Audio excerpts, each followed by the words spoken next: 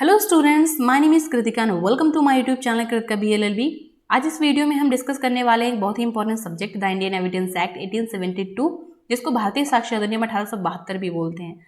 और इस वीडियो में हम डिस्कस करेंगे इसके मोस्ट इंपॉर्टेंट MCQs, जो कि आपके LLB और BLLB एग्जाम में भी हेल्पफुल होने वाले हैं।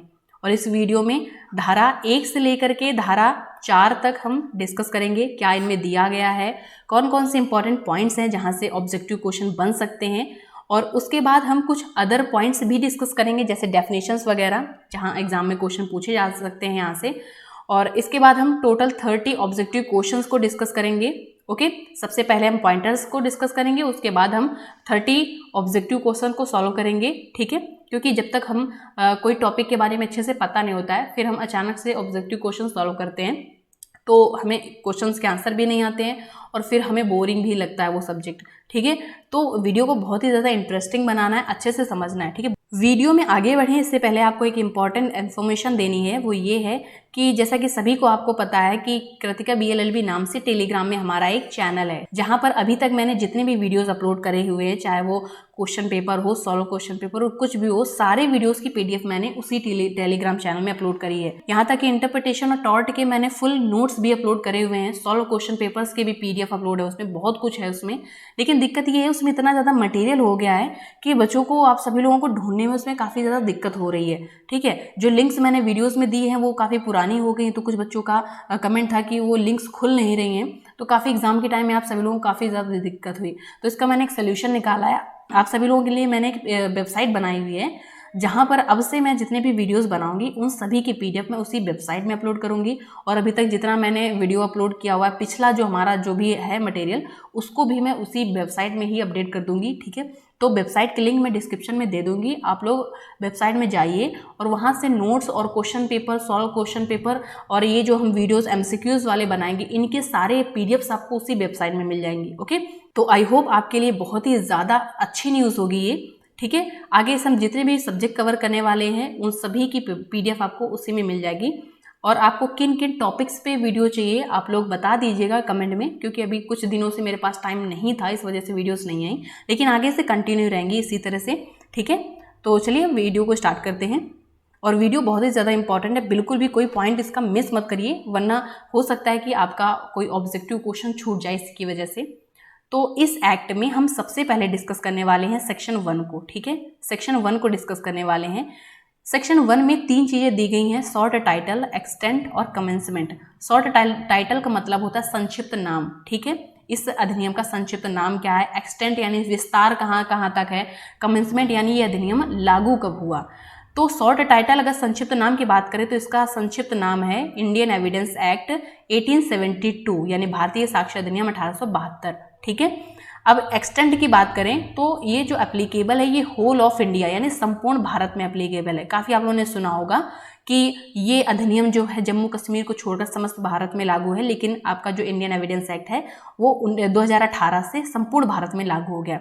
कमेंसमेंट की अगर बात करें कि कब लागू हुआ, ये 1 सितंबर 1872 को लागू हुआ था। ठीक है, कब लागू हुआ था, 1 सितंबर 1872 को। यहाँ से एक और क्वेश्चन बन सकता है आपके एग्जाम में कि जो अधिनियम है पारित कब किया गया था, तो ये जो अधिनियम है आपका 15 मार्च को पारित किया गया था। ठीक है, 15 मार्च 1872 को पारित किया गया था। ठीक है, आई होप ये सारे पॉइंट आपको समझ में आ गए होंगे। यहाँ से आपके कई क्वेश्चन पूछे जा सकते हैं आपके एग्जाम में, जैसे कि पूछ लिया जाए कि भारतीय साक्ष्य अधिनियम कब लागू हुआ, तो आपको आंसर देना 1 सितंबर 1872। कहाँ पे एप्लीकेबल है, होल ऑफ इंडिया। ठीक है, इसका संक्षिप्त नाम क्या है, द इंडियन एविडेंस एक्ट 1872। अब दूसरा जो इंपॉर्टेंट क्वेश्चन आपके एग्जाम में पूछा जा सकता है वो ये है कि ये आपका जो एक्ट है भारतीय साक्ष्य अधिनियम, इस विधि का विधेयक जो है किसने तैयार किया था, तो सर जेम्स स्टीफेंस ने तैयार किया था। ये नाम याद रखिएगा, ये PCSJ में भी क्वेश्चन पूछा गया था कि इस साक्ष्य विधि का विधेयक किसने तैयार किया था, तो सर जेम्स स्टीफेंस ने तैयार किया था। ठीक है, 1872 में तैयार किया था। दूसरा इंपॉर्टेंट क्वेश्चन आपसे पूछा जा सकता है कि इस एक्ट में चैप्टर्स कितने हैं, तो टोटल आपके जो हैं वो 11 चैप्टर्स हैं। कितने चैप्टर्स हैं, टोटल 11 चैप्टर्स हैं। ओके, चलिए नेक्स्ट क्वेश्चन पूछा जा सकता है कि इसमें सेक्शंस कितनी हैं, तो टोटल 167 सेक्शन दी गई हैं। बहुत ध्यान से देखिएगा, 11 चैप्टर हैं और 167 इसमें सेक्शंस दी गई हैं। नेक्स्ट क्वेश्चन आपके एग्जाम में ऑब्जेक्टिव आ सकता है कि ये कैसा लॉ है, एक सब्सटैंटिव लॉ है या प्रोसीजरल लॉ है। इसका मतलब होता है सारवान विधि है या फिर एक प्रक्रियात्मक विधि है। ठीक है, तो ये आपका एक प्रोसीजरल लॉ यानी प्रक्रियात्मक विधि है। भारतीय साक्ष्य जो विधि है तो ये आपकी एक प्रक्रियात्मक विधि है, ध्यान रखिएगा आप लोग। ठीक है, नेक्स्ट क्वेश्चन आ सकता है पार्ट कितने हैं, 3 पार्ट हैं इसमें। ओके, भाग कितने हैं, 3 भाग हैं इस अधिनियम में। अगला क्वेश्चन आपके एग्जाम में बन सकता है कि इस एक्ट की जो भारतीय साक्ष्य अधिनियम है इसकी उद्देशिका क्या है। तो इसकी उद्देशिका जो है प्रियम्बल जिसको बोलते हैं कि साक्ष्य की विधि का समेकन, परिभाषा और संशोधन करना है, यानी consolidate, define and amend the law of evidence, ये इसकी उद्देशिका है। एक बार फिर से देख लो, consolidate, define and amend the law of evidence, यानी साक्ष्य की विधि का समेकन, परिभाषा और संशोधन करना है। यहाँ से आपके एग्जाम में क्वेश्चन पूछ लिया जाएगा, 4 ऐसे लाइनें दे दी जाएंगी और इसमें पूछ लिया जाएगा कि इसकी उद्देशिका क्या है। तो आपको याद रखना है, ध्यान से अच्छे से देख लो। ठीक है, चलिए अब नेक्स्ट देख लेते हैं। अब जो हमारा सेक्शन 3 है, 2 को डिस्कस नहीं करा रहा है, उसमें रिपील ऑफ इनैक्टमेंट दिया गया, बहुत ज़्यादा इंपॉर्टेंट नहीं है। सेक्शन 3 जो है आपका, ये है आपका इंटरप्रिटेशन क्लॉज। ठीक है, इंटरप्रिटेशन क्लॉज को निर्वचन खंड भी बोलते हैं, जहाँ पर डेफिनेशंस दी गई। ये जितने भी आपको पॉइंट्स दिख रहे हैं, ये फैक्ट से लेकर के इंडिया तक, ये सारे पॉइंट्स की डेफिनेशन दी गई हैं इंटरप्रिटेशन क्लॉज में, जिसमें आपका आता है fact, relevant fact, fact in issue, document और evidence, proved, disproved, court, not proved, India, ये सारे क्या हैं। वैसे तो बहुत ही ज़्यादा ये ब्रॉड टॉपिक है, मतलब अगर हम फैक्ट में ही जाएं तो बहुत कुछ है फैक्ट में, एविडेंस में जाएं तो इसके अंदर बहुत कुछ है। ठीक है, लेकिन हम बहुत ज़्यादा डीप में नहीं जाएंगे, हम ओवरव्यूज का देखेंगे ताकि हम ऑब्जेक्टिव क्वेश्चंस को सॉल्व कर सकें। ठीक है, अब यहाँ से आपके एग्जाम में क्वेश्चन बन सकता है कि फैक्ट क्या होता है। तो फैक्ट के अंतर्गत आता है कोई भी वस्तु की कोई अवस्था या फिर वस्तु का कोई संबंध जिसको सेंसेस के द्वारा कोई भी व्यक्ति अपने इंद्रियों के द्वारा महसूस कर सकता है, जान सकता है उनके बारे में। ठीक है, इसको बोलते हैं तथ्य। और जैसे कि आपका मेंटल कंडीशन भी तथ्य के अंतर्गत आ जाता है, फैक्ट के अंतर्गत आ जाता है। जैसे 1-2 एग्जाम्पल ले लेते हैं, इलस्ट्रेशन से समझ लेते हैं। जैसे राम ने कुछ देखा, ये क्या है आपका, ये एक फैक्ट है। राम ने कुछ सुना, उसने कहा, ये आपका क्या है, एक तथ्य हो गया, एक फैक्ट हो गया। रेपुटेशन, एग्जाम में ऑब्जेक्टिव क्वेश्चन पूछ लिया जाएगा कि रेपुटेशन एक क्या है। रेपुटेशन जो है आपका एक तथ्य है। ठीक है, किसी व्यक्ति की रेपुटेशन यानी उसकी जो ख्याति होती है वो भी एक आपका तथ्य होता है। जैसे किसी व्यक्ति की कोई सर्टेन ओपिनियन हो गया, राय हो गई किसी व्यक्ति की, ये भी आपका क्या है, एक तथ्य है। ओके, अब जो तथ्य होते हैं वो 2 टाइप के होते हैं, एक होता है आपका रिलेवेंट, दूसरा होता है फैक्ट इन इशू। रिलेवेंट क्या होता है, कोई भी एक तथ्य किसी दूसरे तथ्य से इस प्रकार से संबंधित हो जैसा कि इस विधि में प्रोविजंस, प्रावधान दिए गए हैं, जो तरीके दिए गए हैं, अगर उन तरीकों से वो एक तथ्य दूसरे तथ्य से कनेक्ट है, इस तरीके से संबंधित है, जुड़ा हुआ है, तो उसको क्या बोलेंगे हम, रिलेवेंट फैक्ट बोलेंगे। फैक्ट इन इशू क्या होता है, जो कि उस इशू में ही जो फैक्ट होते हैं उसको क्या बोलते हैं, फैक्ट इन इशू बोलते हैं। अब 1-2 हम एग्जाम्पल लेते हैं, वहां से शायद आपको अच्छे से समझ में आए। जैसे खां की हत्या का अभियुक्त, ये एक आपका इलस्ट्रेशन है। ठीक है, आप बैरक्ट देखिएगा वहाँ पे आपको मिलेगा ये। ठीक है, जैसे कि खां की हत्या का जो का है वो एक अभियुक्त है। अब यहाँ से क्या क्या आता है निकल के, जो फैक्ट इन इशू है यानी विवादक तथ्य भी इसको बोलते हैं। ठीक है, विवाद तथ्य। अब इसमें क्या कहता है कि का ने खां की हत्या करी, ये एक आता है फैक्ट इन इशू। का आशय खां की मृत्यु कारित करना था, ये भी एक आता है आपका फैक्ट इन इशू। ठीक है, यहाँ से आपके एग्जाम में काफ़ी क्वेश्चन पूछे जाएंगे रिलेवेंट फैक्ट और फैक्ट इन इशू से। अब डॉक्यूमेंट की बात कर लेते हैं कि डॉक्यूमेंट क्या है। ठीक है, ये भी आपका एक इंपॉर्टेंट पॉइंट है, यानी डॉक्यूमेंट के अंतर्गत कोई भी लेटर, अंक, चित्र, कोई भी अक्षर, ये सारे आ जाते हैं, कोई भी मार्क, निशान, ये सारा क्या आता है डॉक्यूमेंट के अंदर। जैसे आपका कुछ मैंने इसके एग्जांपल भी लिखे हुए हैं, आप लोग इसका देखिएगा। जैसे कि आपका आता है लेख, यानी इसको राइटिंग, कोई भी लिखा हुआ कोई लेख है, कोई राइटिंग है, इसको क्या बोलेंगे, एक डॉक्यूमेंट बोलेंगे। जैसे कि व्यंग्य चित्र, जिसको कार्टून बोलते हैं, अगर कोई कार्टून है, ठीक है, कोई कैरिकेचर है, तो उसको भी हम क्या बोलेंगे, उसको भी एक दस्तावेज बोलेंगे। आपके ये एग्जाम में ऑब्जेक्टिव पूछे जा सकते हैं, इसलिए इन वर्ड्स को बहुत अच्छे से ध्यान से सुनिएगा। ठीक है आप लोग, जैसे कि आपका मुद्रित, शिला मुद्रित या फोटो चित्रित कोई शब्द हो गया, यानी इसका मतलब ये हो गया कि प्रिंटेड, लिथियोग्राफ्ड, फोटोग्राफ्ड कोई अगर वर्ड्स है उसको भी क्या बोलेंगे, डॉक्यूमेंट बोलेंगे। ओके, अब दूसरा मानचित्र, यानी इसको मैप बोलते हैं। मैप और प्लान जो हो गया, इसको भी क्या बोलेंगे, डॉक्यूमेंट बोलेंगे। धातुपट और शिलापट पर उत्कीर्ण लेख, इसका मतलब ये हो गया कि किसी मेटल या स्टोन के लिखा हुआ अगर कोई लेख है, उसको भी आपका डॉक्यूमेंट बोलेंगे। अब नेक्स्ट देख लेते हैं, आ जाता है आपका एविडेंस। बहुत ज़्यादा एक्सप्लेन में नहीं जा रहे हैं, ठीक है, लेकिन जितना भी बता रहे हैं वो सारा कुछ इंपॉर्टेंट है, इसलिए समझने की कोशिश करिएगा आप लोग। ओके, तो एविडेंस में आ जाता है। एविडेंस को क्या बोलते हैं, साक्ष्य बोलते हैं हिंदी में। ठीक है, ये तो आप सभी लोगों ने सुना होगा। अब साक्ष्य जो है आपके कई टाइप के होते हैं, जैसे डॉक्यूमेंट्री एविडेंस हो गया, डायरेक्ट डॉक्यूमेंट्री यानी दस्तावेज वाला जो एविडेंस होता है, डायरेक्ट एविडेंस, सर्कमस्टेंशली परिस्थितिजन्य एविडेंस हो गया, हियरसे एविडेंस। हियरसे से याद रखिएगा, हियरसे का मतलब होता है सुनी सुनाई बातें। इसको कोर्ट में एक एविडेंस के रूप में एडमिसिबल नहीं किया गया है, ठीक है, यानी इसको स्वीकार नहीं किया गया है हियरसे एविडेंस। इसको जो अनुश्रुति एविडेंस भी बोलते हैं, ठीक है। जैसे कि का ने कहा कि उसने खा से सुना था कि गा ने घा की हत्या करी है, तो जो सुनी सुनाई बातें, यानी ना उसने देखा, ना उसके सामने हुआ, ठीक है, ना उसने किया, यानी उस किसी दूसरे ने ही उसको कुछ बताया, तो वो क्या होता है, सुनी सुनाई जो बातें होती हैं कोर्ट में उसकी कोई मान्यता नहीं होती है, इसको हियरसे एविडेंस बोलते हैं। प्राइमरी एविडेंस होते हैं, यानी जो प्राथमिक एविडेंस, सेकेंडरी यानी जो द्वितीयक होते हैं, गौड़ भी बोलते हैं जिसको। प्राइमरी जैसे कि आपकी मार्कशीट हो गई, ओरिजिनल मार्कशीट, वो प्राइमरी एविडेंस हो गया। सेकेंडरी एविडेंस हो गया वो आपका जैसे उसकी फोटो कॉपी गई, वो आपकी सेकेंडरी एविडेंस हो जाएगी, ठीक है। ओरल एविडेंस, मौखिक कुछ भी बोला जाता है, वो ओरल एविडेंस हो गया। जुडिशियल एविडेंस, ओरिजिनल एविडेंस, ये सारे इसके टाइप होते हैं। एग्जाम में क्वेश्चन पूछ लिया जाएगा कि इसमें कौन सा एविडेंस जो है एडमिसिबल नहीं है, तो हियरसे एविडेंस जो है आपका ये एडमिसिबल नहीं है, ठीक है। और कोर्ट में ये भी है कि हमेशा जो है प्राइमरी एविडेंस पेश किए जाने चाहिए, सर्वोच्च एविडेंस पेश किए जाने चाहिए कोर्ट में, ठीक है। अब दूसरे इंपॉर्टेंट पॉइंट्स आते हैं, प्रूव्ड, डिसप्रूव्ड और नॉट प्रूव्ड। प्रूव्ड में ये बन सकता है कि प्रूव्ड क्या होता है भाई, साबित का मतलब क्या है, ऐसा कोई तथ्य जिसमें कोर्ट जिसके अस्तित्व को स्वीकार करता है, या कोर्ट जिसके एग्जिस्टेंस पे बिलीव करता है, ठीक है, वो क्या होता है आपका साबित होता है, ठीक है। बात करेंगे डिसप्रूव्ड की, तो ऐसा कोई तथ्य जिसके अस्तित्व को कोर्ट मानता नहीं है, यानी स्वीकार नहीं करता है, ठीक है, उस पर विश्वास नहीं करता है, वो क्या होता है ना साबित, यानी डिसप्रूव्ड, ओके। नेक्स्ट आपका क्या है, नॉट प्रूव्ड। नॉट प्रूव्ड में ना तो वो प्रूव्ड हुआ है ना तो डिसप्रूव्ड हुआ है, यानी जो कोर्ट है ना तो कोर्ट ने उसको स्वीकार किया है और ना तो उसको अस्वीकार किया है उसके अस्तित्व को, तो ये क्या होता है नॉट प्रूव्ड। यहाँ से आपके एग्जाम में क्वेश्चन पूछे जा सकते हैं। कोर्ट, ये सबसे ज़्यादा इंपॉर्टेंट है। कोर्ट के अंतर्गत क्या आता है, कोर्ट के अंतर्गत आपका न्यायाधीश आते हैं, मजिस्ट्रेट आते हैं, और इन्हीं के साथ ऐसे और भी व्यक्ति आते हैं जिनको ऑथराइज्ड किया जाता है एविडेंस को कलेक्ट करने के लिए, एविडेंस को लेने के लिए ऑथराइज्ड किया जाता है, यानी प्राधिकृत किया जाता है, वो व्यक्ति भी कोर्ट के अंतर्गत आते हैं। लेकिन मध्यस्थ जो होते हैं, आर्बिट्रेटर्स, ये इसके अंतर्गत नहीं आते हैं, ठीक है। अब हम डिस्कस करते हैं सेक्शन 4। सेक्शन 4 में कुछ डेफिनेशंस दी गई हैं, इनके बारे में बताया गया है। जैसे मे प्रेज्यूम, जिसका मतलब होता है उपधारणा कर सकेगा, सेल प्रेज्यूम यानी उपधारणा करेगा, और कंक्लूसिव प्रूफ यानी निश्चायक सबूत। प्रेज्यूम का मतलब पहले समझ लेते हैं। प्रेज्यूम का मतलब क्या होता है, अनुमान लगाना, यानी कोर्ट के सामने कुछ ऐसे तथ्य भी होते हैं जिनका कोई सबूत नहीं होता है, तो वहाँ पर कोर्ट को या न्यायाधीश को यह राइट दिया गया है कि वहाँ पर वो अनुमान लगा सकते हैं। जैसे मे प्रेज्यूम में आता है उपधारणा कर सकेगा।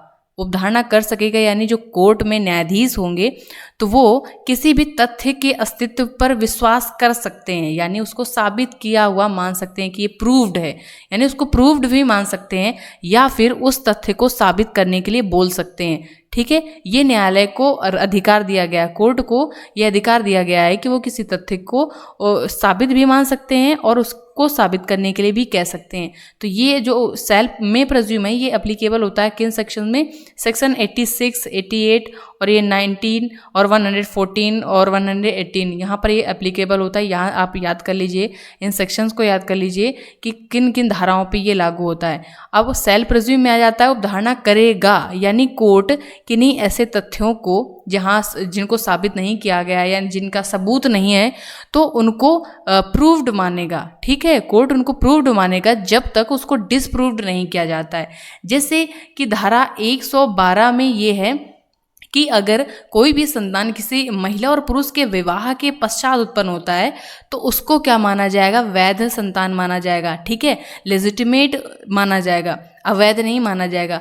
तो अगर ऐसा कुछ है तो कोर्ट इसको प्रूव करने के लिए नहीं बोलेगा कि आप साबित करो कि आपका ये जो संतान है वो वैध है, क्योंकि कोर्ट को पता है, क्योंकि ऐसा विधि में प्रावधान दिया गया है। धारा 112 में एक लिखा है कि अगर कोई भी संतान विवाह के पश्चात उत्पन्न होता है तो उसको वैध माना जाएगा, जब तक उसको साबित नहीं कर दिया जाता है, यानी जब तक उसको ये साबित नहीं कर दिया जाता है कि वो अवैध है। तो आपका सेल्फ प्रेज्यूम में क्या आता है कि कोर्ट किसी भी तथ्य को साबित मानेगा, प्रूव्ड मानेगा, जब तक उसको डिसप्रूव नहीं किया जाता है। और ये सेक्शन आप लोग याद कर लीजिएगा, 79, 80, 81, 83, 89 और 104, 105, 107 ये यहाँ तक एप्लीकेबल होता है, याद रखना। इसमें 112 धारा बहुत ही ज़्यादा इंपॉर्टेंट है जो कि आपके एग्जाम में पूछी जा सकती है, और जो ऑब्जेक्टिव क्वेश्चन आज हम करेंगे उसमें भी ये क्वेश्चन दिया गया है। कंक्लूसिव प्रूफ क्या होता है? कुछ ऐसे मामले होते हैं जहाँ पर कोई तथ्य होता है जिसको साबित करने की ज़रूरत नहीं होती, यानी पिछले किसी मामले में साबित कर दिया जाता है तो फिर उसको हर एक मामले में साबित करने की ज़रूरत नहीं होती। कोर्ट नहीं कह सकता है कि इस तथ्य को साबित करो। जैसे ये तो सबको पता है, ये साबित हो चुका है कि सूर्य के चारों ओर चक्कर लगाती है पृथ्वी। अब कोर्ट इसको नहीं कहेगा बार बार हर मामले में कि इसको साबित करो। इसी तरह से बहुत सारे ऐसे फैक्ट, बहुत से ऐसे तथ्य होते हैं जहाँ पर कोर्ट ये अनुमान लगाएगा कि ये जो तथ्य है ये साबित है। कोर्ट किसी व्यक्ति को साबित करने के लिए नहीं कहेगा। ये कहाँ पर लागू होता है? धारा 41, 82 और 115, 116, 117 पे लागू होता है। ठीक है, अब इसी के आगे हम नेक्स्ट देख लेते हैं कुछ इंपॉर्टेंट डेफिनेशंस जो कि आपके एग्जाम में पूछी जा सकती हैं। ओके, जैसे ये आपके जो दिख रही है आपको स्क्रीन में डेफिनेशन दिख रही है, ये न्यायमूर्ति सुब्बा राव की डेफिनेशन है। इन्होंने कहा है कि भारतीय साक्ष्य अधिनियम अंग्रेजी साक्ष्य विधि को समेकित करता है। ये इंपॉर्टेंट डेफिनेशन है, ये आपके एग्जाम में पूछी जा सकती है।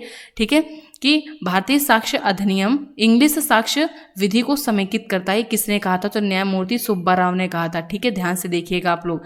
नेक्स्ट डेफिनेशन है, साक्ष्य अधिनियम सबूत पर जितना बल देता है उतना सत्य पर नहीं बल देता। ये किसने कहा था?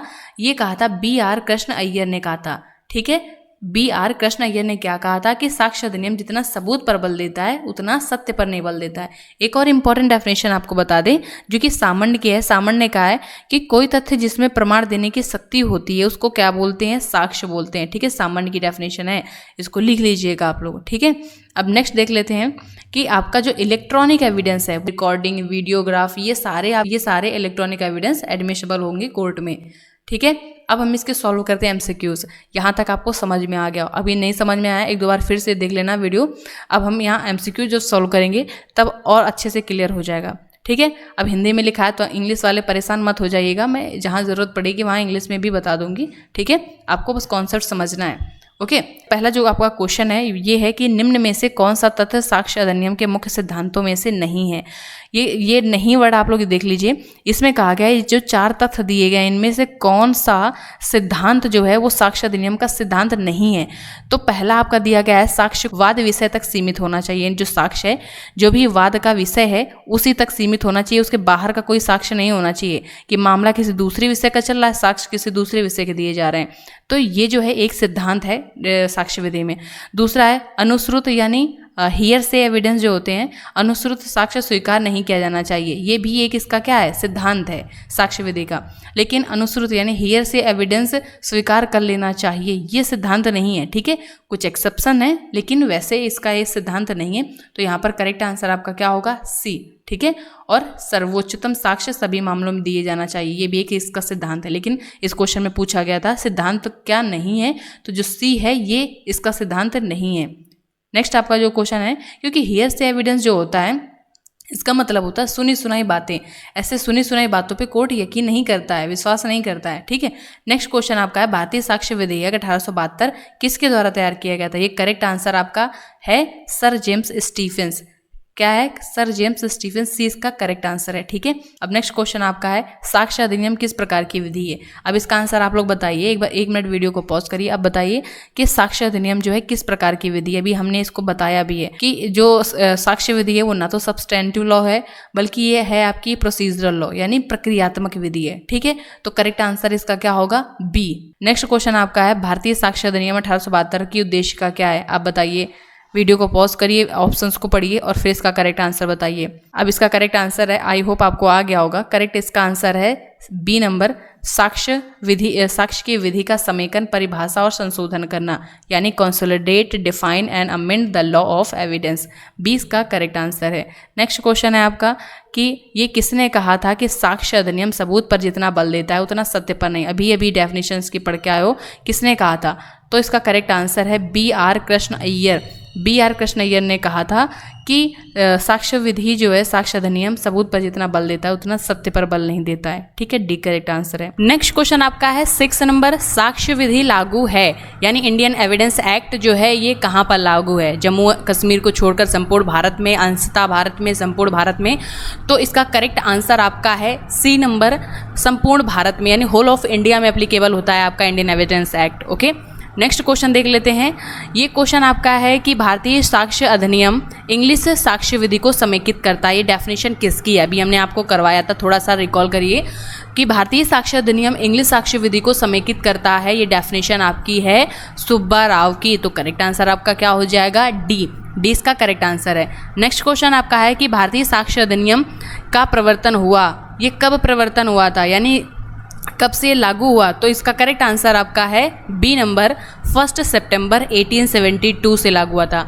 अब ये एक आप लोगों के लिए क्वेश्चन है कि कमेंट में आप लोग बताओगे कि ये जो अधिनियम है ये पारित कब हुआ था, इसकी डेट आपको कमेंट में बतानी है। आप सभी लोग बताइएगा जरूर। ओके, नेक्स्ट क्वेश्चन आपका है 9 नंबर कि साक्ष्य की विधि भूतलक्षी प्रभाव रखती है या व्यक्तियों के मूल अधिकारों को प्रभावित करती है, सदैव भविष्यलक्षी प्रभाव रखती है या प्रक्रियात्मक विधि नहीं है? तो इसका करेक्ट आंसर आपका हो जाएगा ए नंबर, साक्ष्य की विधि भूतलक्षी प्रभाव रखती है यानी इस साक्ष्य की विधि उन मामलों पर भी लागू होता है जो इस अधिनियम के बनने से पहले जो मामले चले आ रहे थे उन पर भी ये लागू होता है। नेक्स्ट क्वेश्चन आपका है 10 नंबर, का पर खा की मृत्यु का आरोप है, इसके विचार में निम्न तथ्यों में से कौन सा एक तथ्य विवादक तथ्य नहीं है? विवादक तथ्य क्या होता है आप लोग को पता है? फैक्ट इन इशू यानी का जो है का पर खा की हत्या, का पर खा की मृत्यु का आरोप है। तो अब इसमें बताना है कौन इसमें फैक्ट इन इशू नहीं है। इस तरह के क्वेश्चन आपके बहुत ज़्यादा आते हैं, ये इलस्ट्रेशन बेस्ड क्वेश्चन होते हैं। ओके, तो इसमें करेक्ट आंसर क्या हो जाएगा आपका?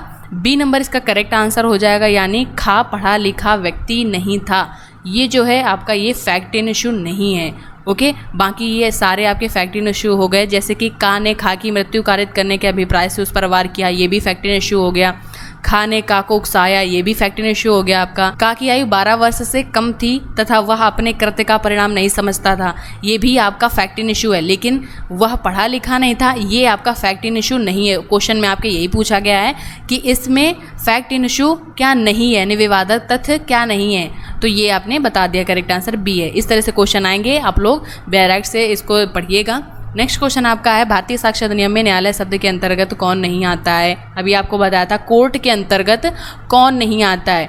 तो इसमें हमने आपको बताया था कि न्यायाधीश, जितने भी न्यायाधीश होते हैं और भी ऐसे व्यक्ति जिनको साक्ष्य लेने के लिए प्राधिकृत किया जाता है, ऑथराइज्ड किया जाता है, सिटी मजिस्ट्रेट, ये सारे आपके न्यायालय कोर्ट के अंतर्गत आते हैं। लेकिन आपका जो मध्यस्थ होता है यानी आर्बिट्रेटर जो होता है, ये आपका नहीं आता है कोर्ट के अंतर्गत। तो यहाँ से क्वेश्चन आपका पूछा जा सकता है। ठीक है, तो आंसर इसका करेक्ट आंसर क्या होगा? डी। नेक्स्ट क्वेश्चन है आमुक स्थान में आमुक क्रम से आमुक पदार्थ व्यवस्थित है, ये क्या है? अभी आपको बताया था, ये आपका है एक तथ्य यानी इसका करेक्ट आंसर ए नंबर है। ओके, इस तरह से क्वेश्चन आपके एग्जाम में बन सकते हैं, बहुत ध्यान से देखिएगा आप लोग। इसका पीडीएफ आप लोग डाउनलोड कर लेना, लिंक मैं इसकी डिस्क्रिप्शन में दे दूंगी, आप लोग डाउनलोड कर लेना। और पीडीएफ से ज़्यादा अच्छे से आपको समझ में आएगा, क्योंकि हो सकता है कि कुछ क्वेश्चन आप लोग पढ़ नहीं पा रहे होगे जल्दी में, तो ज़्यादा समझ में ना आ रहा हो, आपको लग रहा हो कि बहुत टफ क्वेश्चन है, जबकि बहुत ही ईजी है। अगर एक बार पढ़ोगे तो इनको आंसर बहुत अच्छे से आप लोग कर पाओगे। नेक्स्ट क्वेश्चन आपका है उपधारणा कर सकेगा के संबंध में निम्नलिखित में से क्या सही है? तो इसका करेक्ट आंसर आपका है बी नंबर यानी न्यायालय किसी तथ्य को साबित हुआ मान सकेगा जब तक वह ना साबित नहीं कर दिया जाता है। करेक्ट आंसर इसका बी है। नेक्स्ट क्वेश्चन आपका है भारतीय साक्ष्य अधिनियम की किस धारा के अंतर्गत टेप रिकॉर्ड किए गए वार्तालाप सुसंगत है? तो करेक्ट आंसर आपका है डी यानी धारा 6, धारा 7 और धारा 8 के अंतर्गत टेप रिकॉर्ड किए गए वार्तालाप भी सुसंगत माने जाएंगे। नेक्स्ट क्वेश्चन आपका है धारा 3 में परिभाषित शब्दों के संबंध में सही नहीं है। धारा 3 में जितने भी वर्ड्स को डिफाइन किया गया है उनके संबंध में क्या सही नहीं है? तो करेक्ट आंसर आपका बी है, न्यायालय में मध्यस्थ शामिल नहीं। ये भी आप लोगों को बताया था कि जो कोर्ट है, कोर्ट के अंतर्गत आर्बिट्रेटर नहीं आते हैं। और शिलालेख यानी किसी स्टोन पर लिखा हुआ कोई लेख, ये भी दस्तावेज है, ये करेक्ट है। तथ्य में ना केवल भौतिक तथ्य अपितु मनोवैज्ञानिक तथ्य भी शामिल है, यानी तथ्य के अंतर्गत जो फैक्ट होता है इसके अंदर फिजिकल और मेंटल दोनों तथ्य जो होते हैं वो शामिल होते हैं। ये सारे आपके सही हैं, लेकिन इसमें पूछा गया था क्या शामिल नहीं है, इसका शब्दों से संबंध नहीं है, तो वो आपका ये बी इसका करेक्ट आंसर है, न्यायालय में मध्यस्थ शामिल नहीं है। ओके, नेक्स्ट क्वेश्चन आपका है 16 नंबर, कंक्लूसिव प्रूफ यानी निश्चायक सबूत लागू होगा, किस धारा पे लागू होगा? अभी आपको बताया था, आप लोगों ने अच्छे से देखा होगा तो इसका आंसर कर पाओगे। करेक्ट इसका आंसर ए नंबर है, धारा 41 में लागू होगा। नेक्स्ट क्वेश्चन है कि उपधारणा करेगा यानी सेल प्रिज्यूम लागू होगा, किस पर लागू होता है? तो ये आपका 20 का करेक्ट आंसर है, धारा 112। ओके, नेक्स्ट क्वेश्चन आपका है निम्नलिखित में से कौन सा तथ्य है? हरि ने कहा यानी जो उसने कहा, ये भी एक तथ्य है। मोहन ने देखा, मोहन ने जो कुछ भी देखा, ये आपका क्या है? ये एक तथ्य है। राम ने झूठ बोला, उसने जो भी झूठ बोला वो भी आपका क्या हो जाएगा? एक तथ्य होगा। यानी ये सभी, ये जितने भी हैं ये सारे आपके तथ्य, ये सही करेक्ट आंसर आपका डी हो जाएगा। ये जितने भी, ये सारे आपके क्या हैं? तथ्य हैं। ओके, नेक्स्ट आ जाओ। नेक्स्ट क्वेश्चन है कि इलेक्ट्रॉनिक साक्ष्य यानी जो भारतीय साक्ष्य अधिनियम है, ये इसमें किस वर्ष इलेक्ट्रॉनिक साक्ष्य को दस्तावेजी साक्ष्य के रूप में शामिल किया गया था? क्योंकि पहले जो इलेक्ट्रॉनिक एविडेंस थे वो शामिल नहीं किए गए थे भारतीय साक्ष्य अधिनियम में। फिर लेकिन जब 2000 में आपका आया इंफॉर्मेशन टेक्नोलॉजी एक्ट, उसके बाद आपका इलेक्ट्रॉनिक एविडेंस शामिल किए गए। तो करेक्ट आंसर क्या हो जाएगा? आपका ए नंबर हो जाएगा। ठीक है, क्वेश्चन को मैं थोड़ा सा फास्ट करवा रही हूँ क्योंकि वीडियो थोड़ा लंबा हो गया है, और आप लोग PDF डाउनलोड करना, वहाँ से एक बार और अच्छे से रीड करना। नेक्स्ट क्वेश्चन आपका है दस्तावेज है, इनमें से क्या दस्तावेज है? तो कोई व्यंग यानी कोई व्यंग्य चित्र यानी कोई कार्टून वगैरह, ये भी आप दस्तावेज है। और कोई मुद्रित, शिला मुद्रित, फोटो चित्रित शब्द, ये भी आपका दस्तावेज है। मानचित्र, शिला पर उत्कीर्ण लेख, ये भी। तो करेक्ट आंसर आपका क्या हो जाएगा? डी। यानी जितना ये सब कुछ है, आपको बताया था डॉक्यूमेंट में ये सारे आते हैं, तो ये सारे आपके डॉक्यूमेंट हैं। ओके, नेक्स्ट क्वेश्चन आपका क्या हो जाएगा? धातु पट यानी स्टोन पर या फिर मेटल प्लेट पर लिखा हुआ कोई लेख क्या होता है? एक दस्तावेज होता है। ये आपको बताया था हमने अभी। ठीक है, 20 का करेक्ट आंसर है। नेक्स्ट क्वेश्चन आपका है, एक एग्जाम्पल है, इस तरह से आपके एग्जाम में क्वेश्चन आ सकते हैं। क्वेश्चन क्या कह रहा है कि एक अनपढ़ दूध वाला प्रतिदिन अपनी याद के लिए अपने ग्राहक के मकान की दीवार पर प्रतिदिन एक चिन्ह बनाता है। दूध वाले द्वारा प्रतिदिन बनाए गए चिन्हों को साबित किया जा सकता है एक दस्तावेजी साक्ष्य के रूप में, या परिस्थितिक साक्ष्य यानी सर्कमस्टेंशियल एविडेंस के रूप में, मौखिक यानी ओरल एविडेंस के रूप में, या अनुश्रुत एविडेंस यानी हियरसे एविडेंस के रूप में, किसके रूप में साबित किया जा सकता है? तो अभी हमने आपको बताया था किसी भी स्टोन, मेटल प्लेट, कहीं पर भी लिखा कुछ भी, कोई लेख हो गया या फिर कोई मैप, प्लान, ये सारे डॉक्यूमेंट होते हैं। तो वो अनपढ़ दूध वाला जो है दीवार पर निशान बनाता है प्रतिदिन अपने याद में, अपने ग्राहकों की दीवार में। तो इसको किसके रूप में प्रस्तुत कर सकते हो आप? दस्तावेज के रूप में। यानी कोई भी व्यक्ति कोर्ट में जाकर के इसको एक दस्तावेज के रूप में प्रस्तुत कर सकता है। तो इसका करेक्ट आंसर क्या होगा? ए नंबर। नेक्स्ट क्वेश्चन आपका है गलत उत्तर बताइए, यानी साक्ष्य निम्न प्रकार का हो सकता है, इनमें कौन सा गलत है? यानी साक्ष्य इनमें कौन सा नहीं है? तो प्रत्यक्ष, अप्रत्यक्ष यानी डायरेक्ट और इनडायरेक्ट, ये भी आपका एक साक्ष्य होता है।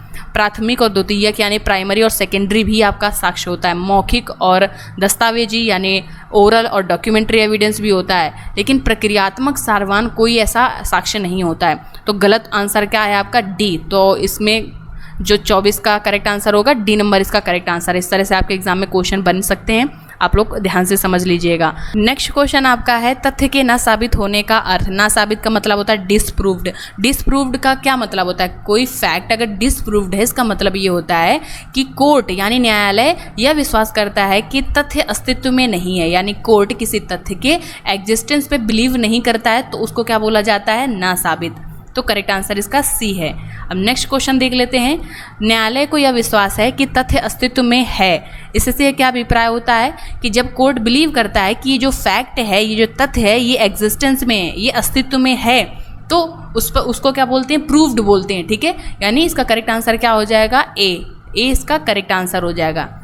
नेक्स्ट क्वेश्चन आपका है एक तथ्य जिसे ना तो साबित किया गया है और ना साबित, उसे क्या कहते हैं? साबित नहीं हुआ कहते हैं, यानी नॉट प्रूव्ड बोलते हैं। तो करेक्ट आंसर आपका क्या हो जाएगा? सी। नेक्स्ट क्वेश्चन आपका है 26। जहां कहीं भारतीय साक्ष्य अधिनियम 1872 द्वारा यह प्रावधानित है कि न्यायालय किसी तथ्य की अवधारणा करेगा, वहां न्यायालय ऐसे तथ्य को साबित मानेगा यदि जब तक इसको ना साबित नहीं किया जाता है। तो करेक्ट आंसर इसका क्या हो जाएगा? ए नंबर हो जाएगा। ओके, नेक्स्ट क्वेश्चन आपका है साक्ष्य की विधि के मूलभूत नियम हैं, निम्नलिखित में से कौन सा नियम मूलभूत नहीं है। तो ये 4 आपके एविडेंस लॉ के मूलभूत नियम हैं। अब इसमें आपको बताना है कौन सा एक मूलभूत नियम नहीं है। तो करेक्ट आंसर इसका है सी नंबर, यानी प्राथमिक साक्ष्य ग्रहण नहीं किए जाने चाहिए।